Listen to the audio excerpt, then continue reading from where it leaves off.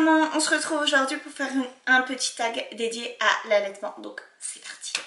Donc j'ai été identifiée, notifiée, taguée, voilà c'est ça, c'était dans le mot en plus, par ma copine Colline de la chaîne Coucou Maman. Donc je te fais plein de gros bisous, je te remercie parce que j'aime bien parler de l'allaitement.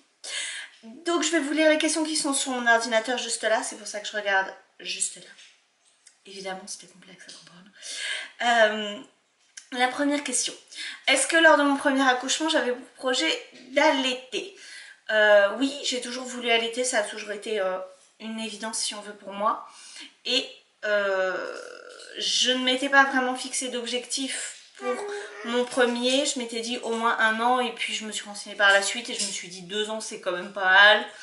Et si c'est jusqu'au sevrage naturel c'est quand même drôlement mieux. Et puis voilà, il s'est passé ce qui s'est passé.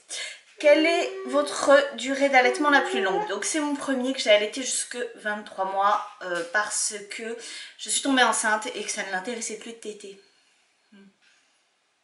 Mon deuxième est toujours en cours d'allaitement et il a 21 mois et 10 jours. Voilà, voilà. Avez-vous souffert de difficultés physiques? Non, pas exactement, non. C'est vrai que pour mon premier, j'ai eu une montée de lait assez importante. En fait, j'avais un trop plein de lait durant le premier mois. Donc, comment vous dire que ça faisait mal? Mais globalement, c'était gérable. Et passé ce premier mois, il n'y a rien eu de bien particulier. J'ai eu 2-3 canaux de bouchée à des moments, mais ça n'a vraiment pas été difficile à gérer. Avez-vous souvenir d'une situation cocasse d'allaitement? Non, pas vraiment, mais je sais que Gabriel a rigolé pour la première fois alors qu'il était en train de téter. Enfin non, il était en train de téter, j'étais en train de discuter avec son père, en plus on discutait d'un truc sérieux mais pas du tout drôle. Et soudain il a arrêté de téter pour rigoler et on n'a pas très bien compris pourquoi. Voilà.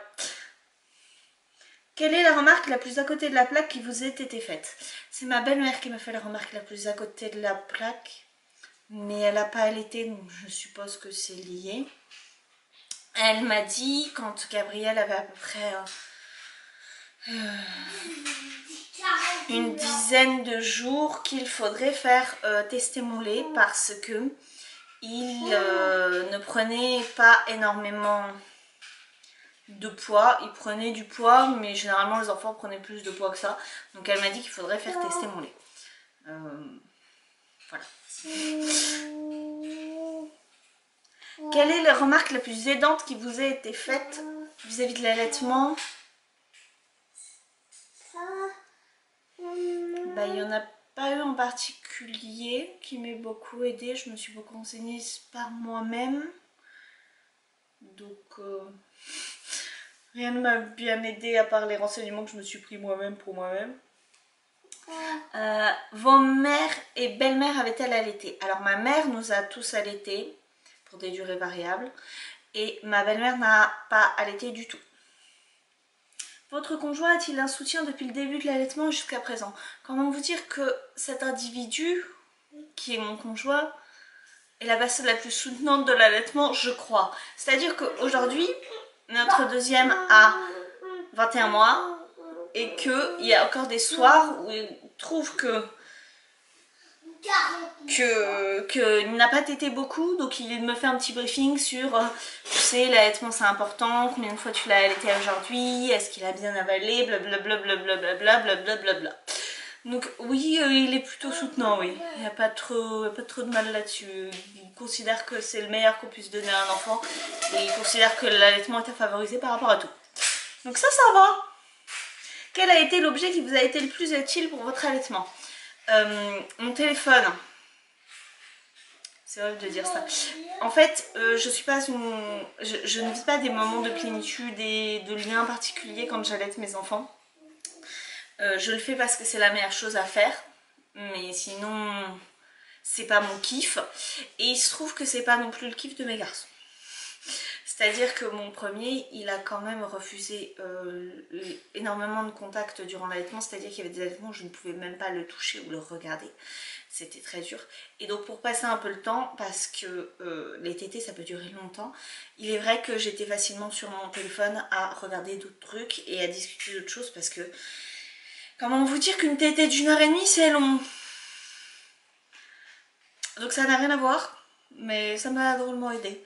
Ça, et puis une serviette, parce que j'ai eu des pertes de lait dans mon lit la nuit à plusieurs reprises. Et résultat, j'avais pris l'habitude de mettre une serviette sous moi pour que la serviette prenne le surplus de lait et que ce soit pas le drap et le lit qui prennent le surplus de lait. Voilà. Quel conseil donneriez-vous aux futures mamans souhaitant allaiter? Renseignez-vous bien, parce que votre pédiatre ou votre sage-femme ou votre gynécologue ou votre médecin ne vont pas être aussi qualifiés en allaitement que vous l'imaginez. L'allaitement, c'est quelque chose qui est fait pour être mis en place tout seul, entre guillemets.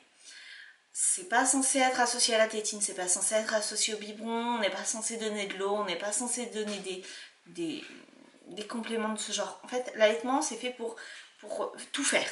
Pour tout faire. Donc il ne faut pas s'embêter de donner le sein pour une tétine, parce que de toute façon la tétine est là pour remplacer le sein, faut pas s'illusionner, c'est pour combler le même réflexe. Donc concrètement, donner le sein plutôt, ne donnez pas de biberon, ça va servir à rien d'intéressant. Juste ne vous embêtez pas de tout ça et renseignez-vous bien, parce que c'est pas parce que c'est censé être naturel que ça se passe naturellement. Votre bébé il peut très bien mal prendre le sein, vous pouvez très bien ne pas réussir à concevoir que vous n'êtes pas dans la bonne position, vous faire mal et ne pas favoriser des bonnes tétées. Donc renseignez-vous bien et renseignez-vous sur les bonnes sources surtout. C'est-à-dire que la Leche League est spécialisée là-dedans. Donc n'allez pas demander à votre médecin qui est peut-être pas spécialisé dans l'allaitement comment faire dans certains types de cas. Renseignez-vous d'abord auprès de personnes qui sont spécialisées en allaitement. Renseignez-vous d'abord sur la Leche League. Donc c'est fini pour moi cet axe sur l'allaitement. Je vous mettrai en barre d'infos les questions sur l'allaitement. Je vous mettrai le lien de la chaîne de Coucou Maman. Et moi j'aimerais bien taguer Nana Taïd. Je vais t'envoyer un petit commentaire, quelque chose comme ça pour que tu puisses le voir, parce que je sais que tu allaites, je sais que c'était important pour toi et je sais notamment que tu es en plein co-allaitement. Et d'ailleurs il faut que je regarde ta vidéo parce que j'espère bien pouvoir débuter mon co-allaitement à la naissance de mon petit 3e bébé. Voilà, je vous fais plein de gros bisous et je vous dis à bientôt.